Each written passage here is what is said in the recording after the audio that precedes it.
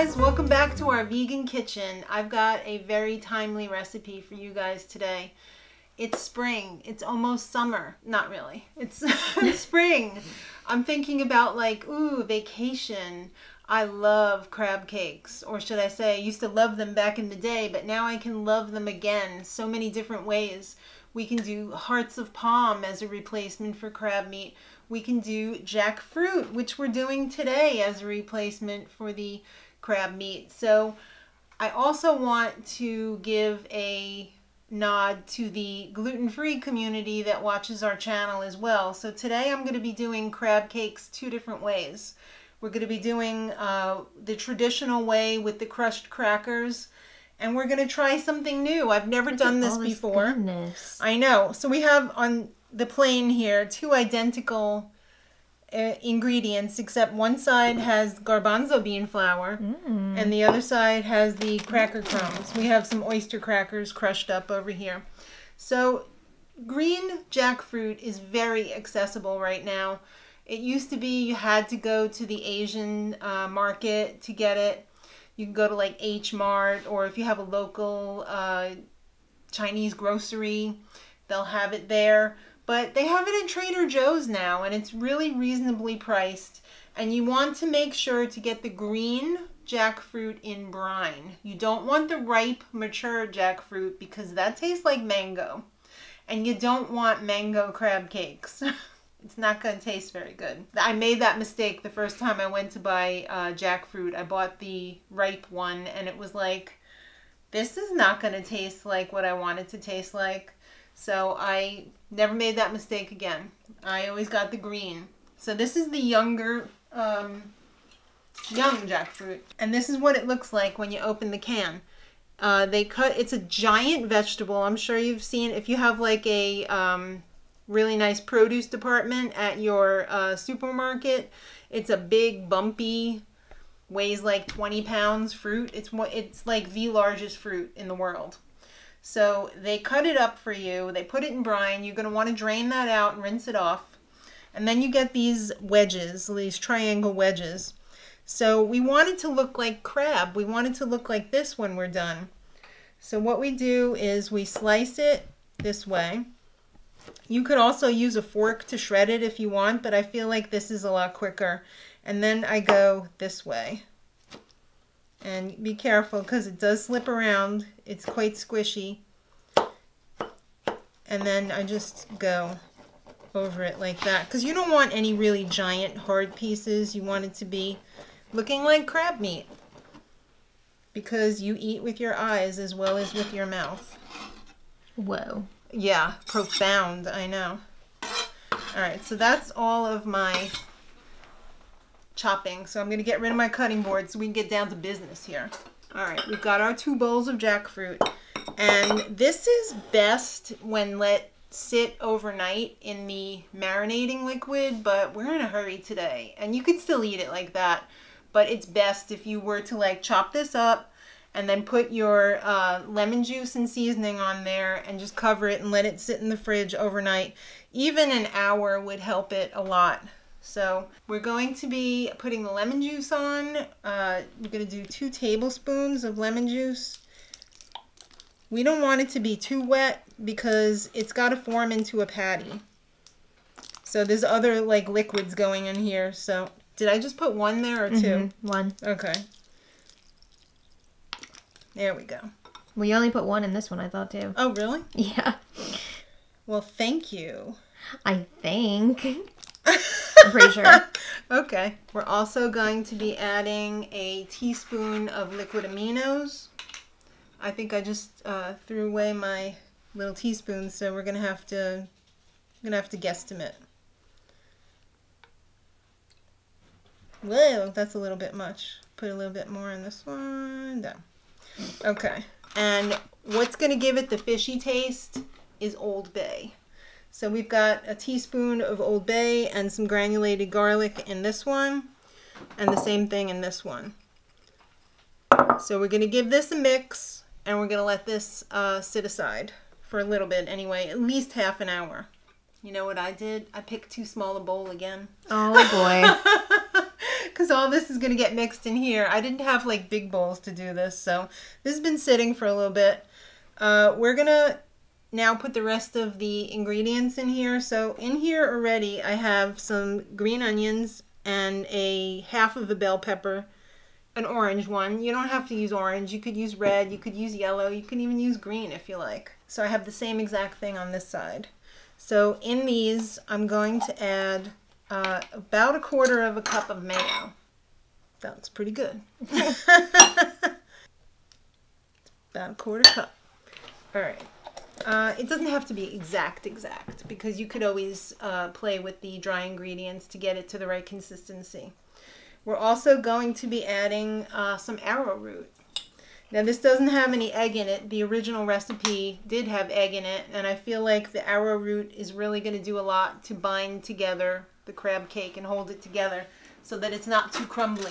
So we're going to put two teaspoons of 2 tablespoons. What am I even saying anymore? It's Monday. And yes, this isn't a real measuring thing, but again, doesn't really matter that much. All right, so on this side, we're doing the cracker crumbs. So I took some oyster crackers. You could use saltines. You could use Ritz crackers because they are accidentally vegan and buttery as hell. So we're going to do a cup of the cracker crumbs in there.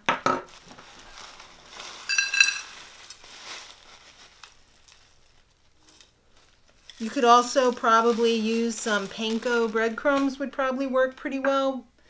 Make sure though if you get the seasoned ones and you're vegan that they don't use any Parmesan cheese in there. We're going to do a cup of garbanzo bean flour on this side. So this one I'm hoping is going to be some sort of a like falafel-y without the cumin crab cake. Right? Sounds pretty good. Yeah. Whoa. Okay. And that's why you wear an apron. And my mother got me an apron for Mother's Day. And am I wearing it? No. So we're going to add our crab, meaning jackfruit. It was so convincing, I thought it was actually crab. And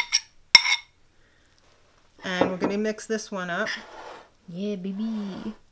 Now we're also going to make these healthy.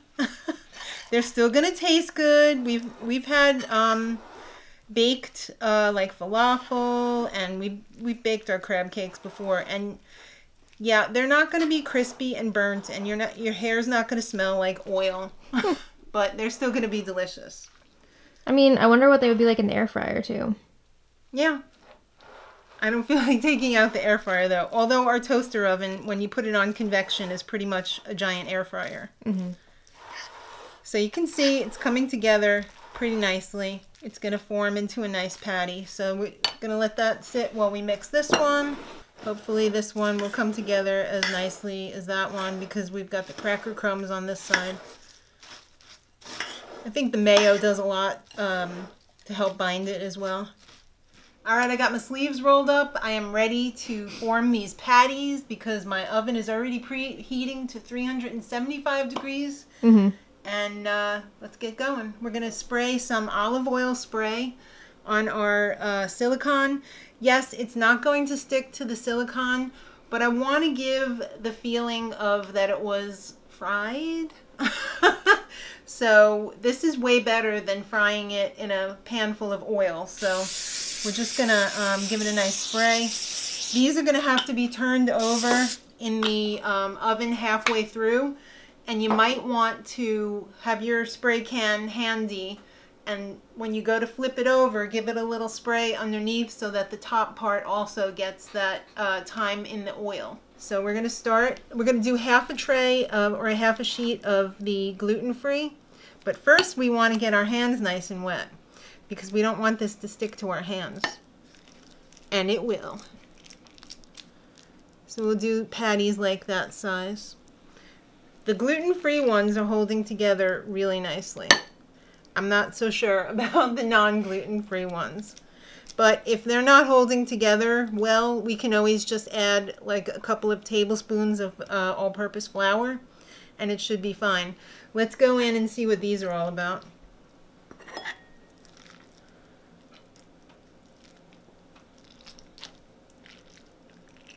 Maybe not too bad. You don't need to really add any flour. They are definitely a lot more crumbly because they only had the cracker crumbs. I'm going to put those on this side. So we're going to, once I fill up this tray, pop it into the oven at 375 for 30 minutes. And we're going to...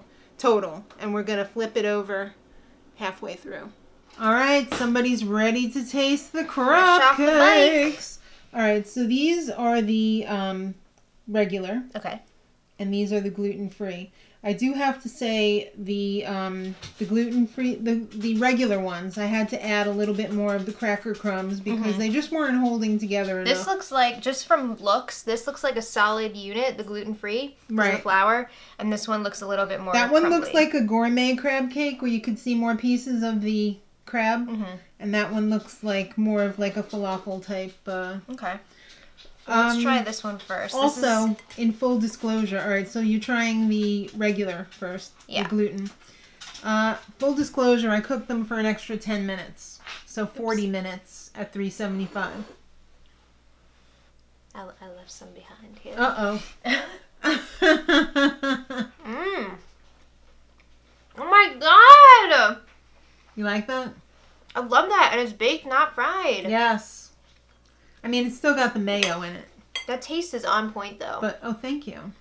I feel like it's very lemony. It is. I like that. And it's got like a fresh taste of like seafood taste. The Old Bay seasoning. The Old Bay seasoning and the lemon. Can't be beat. So now here we go with the gluten-free. Right. Also very good. Yeah. So if you're gluten-free, make the gluten-free one. If you just want to do the cracker one, do the cracker one. They're both really good. Like, there's not much of a difference, right? I'd say texture-wise, again, you can feel that this one, the gluten-free one, is more of a patty. Right. Which is not a bad thing. No. Especially if you're making a sandwich and you want it to hold together a little bit more. So, that's ridiculous. Can't be beat. I feel like maybe the lemon flavor comes through a little bit more on that one, in the non-gluten-free one. Okay. Just because you have the crackers soaking up the lemon juice, right? Instead of the you know what I mean? Like, I feel like that makes a difference. Like, it holds it a little bit more. Yeah, but the gluten-free one too is still like really good. That is delicious. All right, well there you have it. Pepper in there. Yeah, the pepper really adds a lot. That's nice. So there you have it, crab cake. Oh my god, I've been wanting these for like ever, months and months and months, and we're finally having them. Well, your destiny has been fulfilled. Amen. Thank you all so much for watching. Let us know if you try out this recipe. Send us a picture. On Insta. Yeah, or Twitter, anywhere. Not anywhere, but reasonable options. And let us know if you're into this type of recipe. If you want to see more, give it a thumbs up. If you're not subscribed already, why not subscribe? And it's free. Yeah, and until next time, much love.